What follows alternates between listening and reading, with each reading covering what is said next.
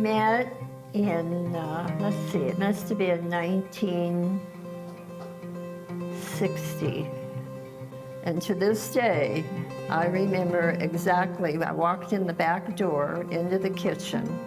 He was sitting on a stool, and he had on a burgundy-colored cashmere sweater and slacks, and I just went, that was it. Well, my number one priority has always been and will continue to be to take care of the land. If I take care of the land properly, then there in turn the land will take care of my cattle and will take care of my family. There ain't no cowboys anywhere else in the world that do it the way we do it here, traditional of, taking care of the livestock that takes care of you. You keep a cow alive, and pretty quick she's going to keep you alive by feeding you. It's a great tradition. You sure don't get rich doing this, but you have a good life usually. Well, I didn't really grow up as a cowboy. I'm not a cowboy, I just found the hat. And it's a tough business, because the tricky part about it is making money. I think what people tend not to realize is the fact that farmers and ranchers are the greatest stewards of the land ever. They realize that they have something God-given that they need to pass on to generation after generation.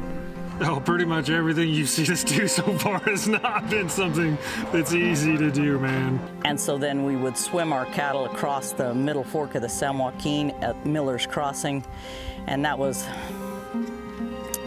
like an art.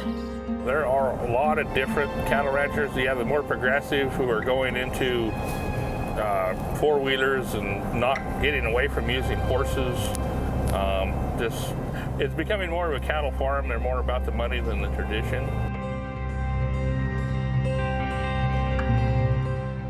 We were together most of the time, most of 50-some years, but we never married. Mike loved cattle ranching. He loved farming. He did both for many years. And at one time, he was one of the largest dry land farmers in California. He loved it.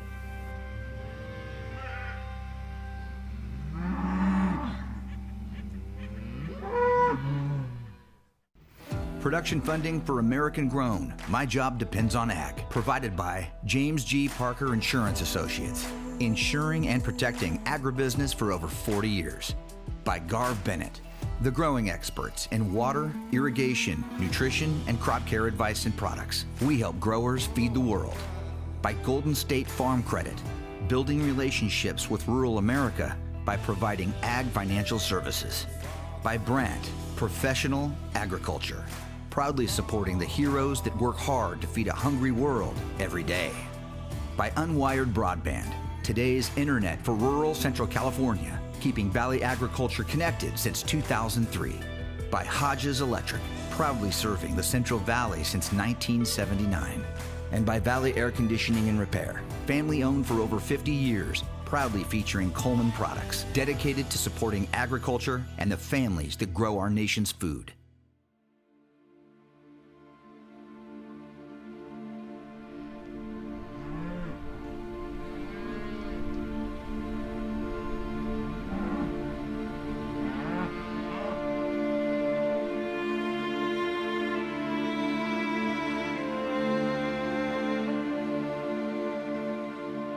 My name is Diane Bona. I'm a cattle rancher in Raymond, California. I operate the 3-Bar Ranch along with my husband, Abe, and we have been in this for several years. I am a 5th-generation cattle rancher, and I come by that by the way of my father, Henry Bona, and Elizabeth Bona, which Elizabeth Cates. They homesteaded here probably in the 1800s, late 1800s. So my roots go very deep in this area.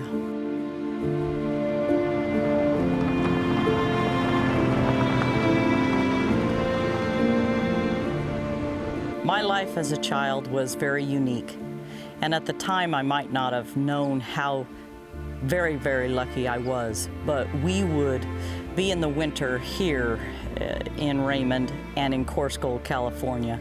And I started out as about 3 years old, and we would take our cattle down to what's called stubble in the valley, and we would do that sometime probably around May. And when we would drive them down, it was very hot. So what we would do is we would start out at 4 p.m. in the afternoon, and we would drive them in through the night to get them down to stubble. In doing that, one of the experiences that I remember is the fact that you're driving by the light of the moon. And the light of the moon against the golden grass is absolutely stunning. It's almost like it illuminates into a daytime setting. But when you're driving the cows along at a very slow speed, you would hear the rattlesnakes start to rattle. And I'm just a little bitty kid, and I remember asking my father, oh my gosh, what do I do? And the very simplistic answer that he gave me has been a life's lesson. He said, stay on your horse. And I thought, well, that makes sense. And I've really lived by that.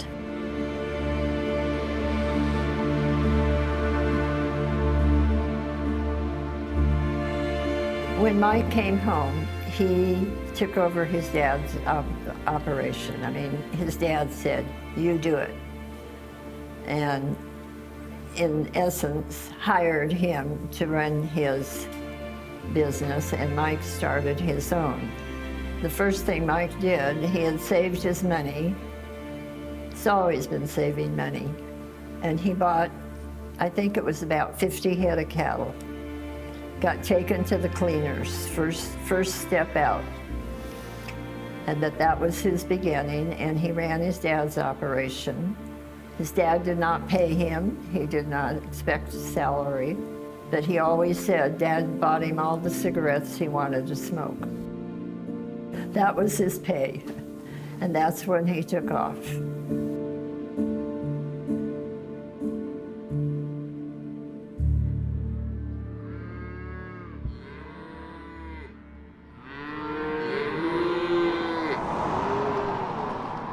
We're going to Nevada for the summer. Nice green feed, good weather, and they'll come home. Scott, how long have you been working out here? I was curious about that. For 16 years. How did you and Mike come to know each other? I come out here to visit my parents who live in Albury. I was in Nevada at the time I grew up there. And I was tired of freezing my butt off every winter in Nevada. So I come out here and heard that they were looking for help. So I stopped in here to talk to Mike, and he wasn't here. So I left my name and number, and I went back to Nevada. And then I went and met Mike at a field in Nevada where he was shipping cattle one year. And he offered me a job, and I took it, and I've been here ever since.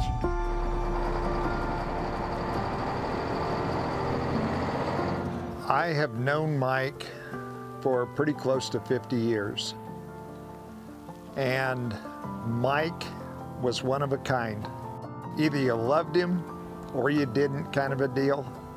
But I'll tell you one thing, if you dealt with Mike, whatever he told you, his word was his bond. He was good for it.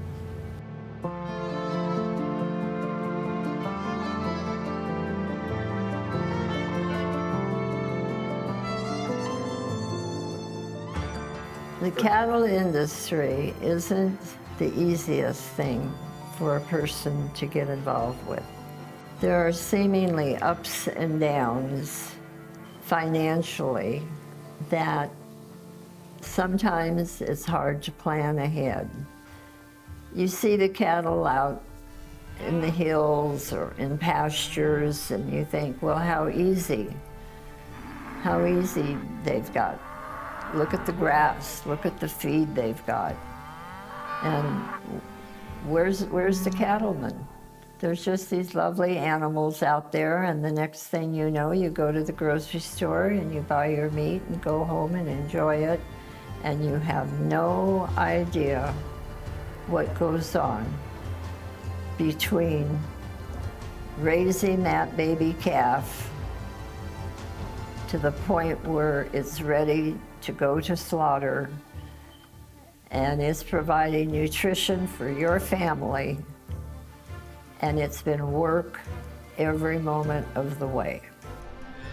When you talk about cattle ranching, this is one of the very few industries that my first statement would be we've not changed in over 200 years. When it first got started here in California, when they were building missions on the coast and the vaqueros were bringing cattle up from Mexico. Now, fast forward, there are a lot of things that have changed, but you still need a cowboy, you need cattle, you need a good dog, and you need to take things into your own hands when need be and run this operation. That part has not changed in 200 years.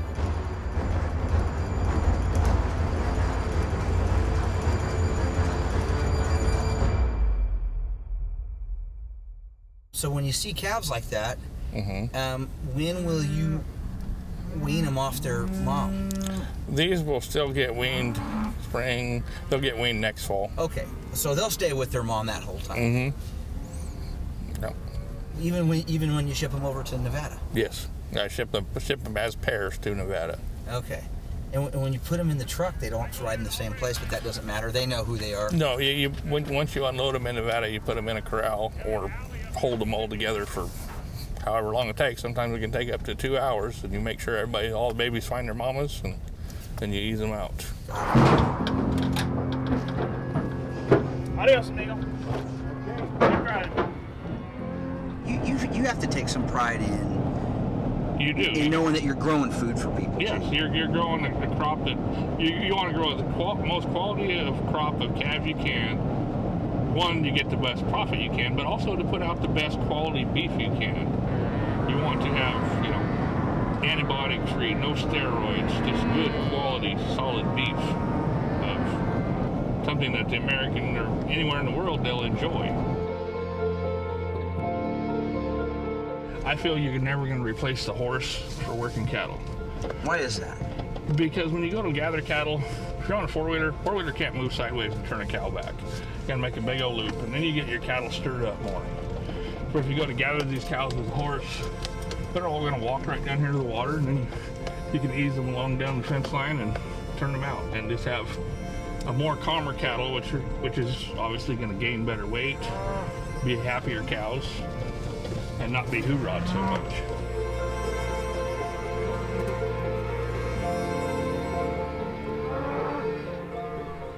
Statistically, is it 50-50 on male or female being born? Yep. It is. Mm-hmm. When we brand a field of calves, like we brand 100 head of calves in a field, there'll be generally 50 steers, 50 heifers, thereabouts. Little variance here and there, but it's generally a 50-50 deal. And so the heifers, that's how you expand your herd. Mm-hmm. You keep those heifers, and you take good care of them, and you probably sell some of them because some people we sell 75-80% of the heifers, because we only keep the best of the best to keep the best quality cattle we can for the herd. And when you say best, what's the barometer on that? I go by long back, muscling, straight backs, and just go by, but it's a visual thing. It's a visual thing. Yeah. Generally try to sell them around 500, 550 pounds, and they'll go somewhere. Like this time of year, supposed to have green grass here, but if we ever get some rain, and we will, and then a lot of people turn them out here, and then they'll bring them off at 700 pounds, and then they'll go back to the east somewhere and usually be on a wheat field, and then go into a feedlot, and then go into the food chain. And then usually around 1,200 pounds is when they wind up going to a grocery store near you.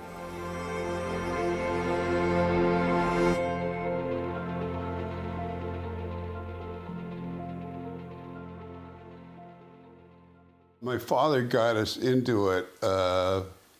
He'd fed cattle in Arizona and had an operation down there, and really got into it in California in the 60s. He built a feedlot here right on Interstate 5 at that point with another partner, and ended up buying him out. And so I was always like on the periphery of it, but I was not really hands-on because I was going to school and didn't really get involved in the day-to-day operations of cattle until I was probably in my 20s or so.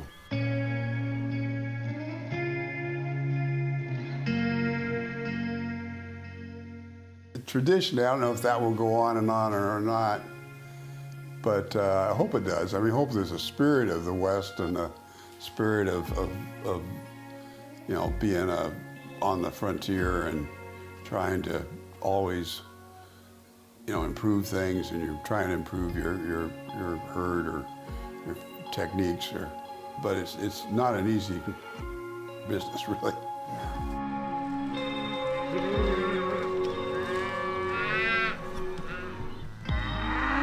As far as the popularity of the product in general, I think it's pretty good, because we went through a period there where we were getting criticized a lot on nutritional issues, which was really false criticism.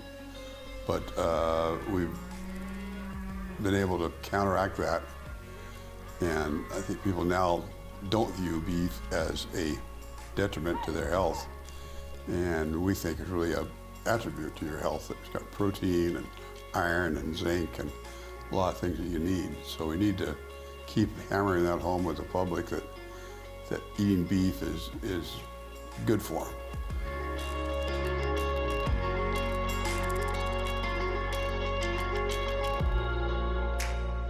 Mike was more than just a cattleman. He was a very astute businessman. He was involved with community. Mike was a charter member of the board of the San Joaquin River Trust. The river project was very special to Mike. He didn't believe that people really understood what this whole valley was about. He was very aware of how important it was to protect the whole ecosystem of the river and the properties that abut the river. And he was very effective because he had a kind of a strong personality. I remember going to Fresno City Hall, and there was a committee of the council that we met with, and he carried the weight of the subject, and he told them how it should be, in no uncertain terms. That was his starring moment on the board.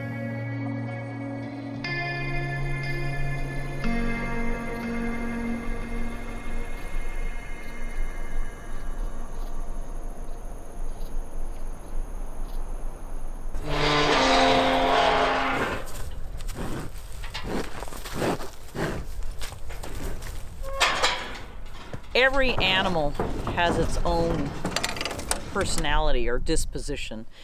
And bulls, it's kind of interesting how they seem to be aware of what is coming down the pike. Usually what happens is those bulls get to fighting, and if you're too close when they decide to stop fighting, they're not really looking where they're going. A lot of times they'll just go right over whatever's in front of them, and if you happen to be in front of them, it's not a whole lot you can do about it. Hold on, I guess.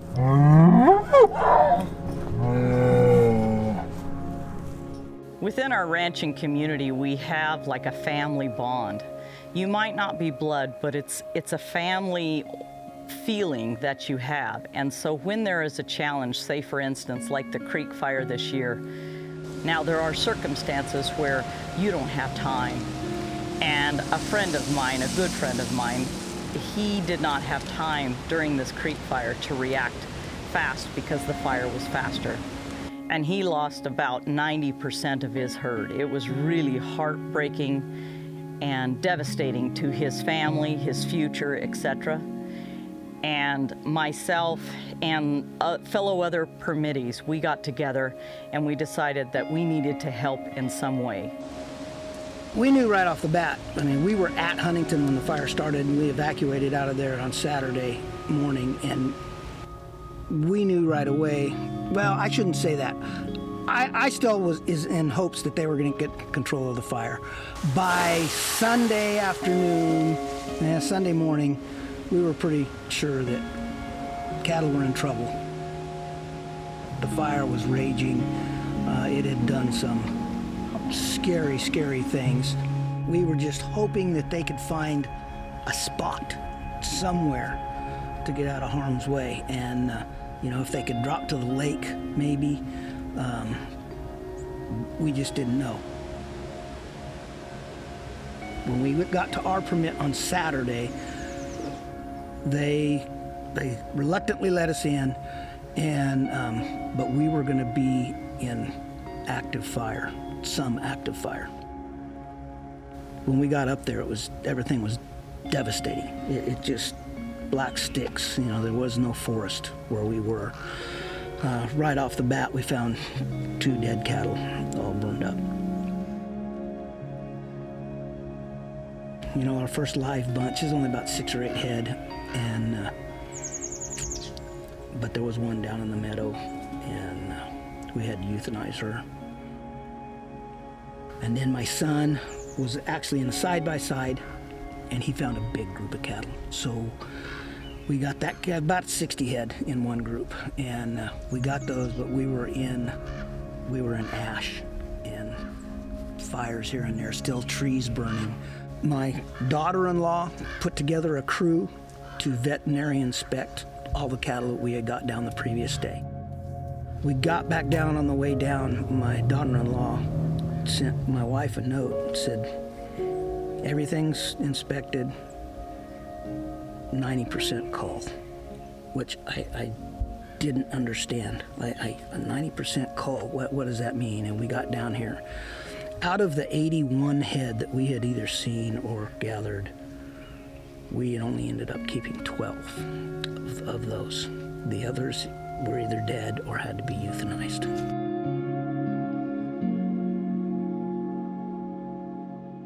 Two days after that, Jill and I were sitting right here in the house, and really real close friends of ours drove in, and I went out to greet them, and they passed right by, and they went down here to the corrals. And then right behind them was a big truck and trailer. And now I was confused. I didn't know what was going on. The truck pulled up to the unloading chute, and they started unloading cattle. And right away I recognized some of the brands on the cattle from neighbors and friends. And but as low as things had got,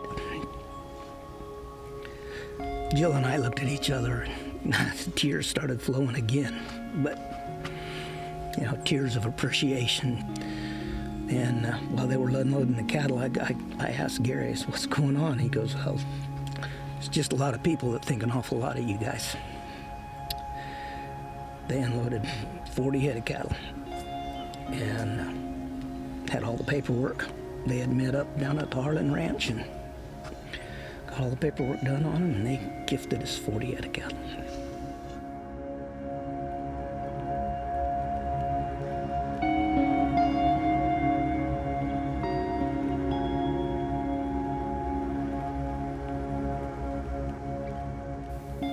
Ranches like this, more often than not, are becoming vulnerable targets. Everybody wants to move to the country. It's amazing, right here at home, Clovis, Fresno, Madera, how much land is being turned into housing developments. Currently, this particular ranch, our ranch, is being circled by home development. Whether this ranch will survive in the future, I don't know. Cattlemen are tough. The cattlemen will find somewhere to be. It may not be right in your backyard anymore, but it will survive. All farming, including the cattlemen, are going to continue on. We need them. You need them, I need them, and more people are beginning to realize that.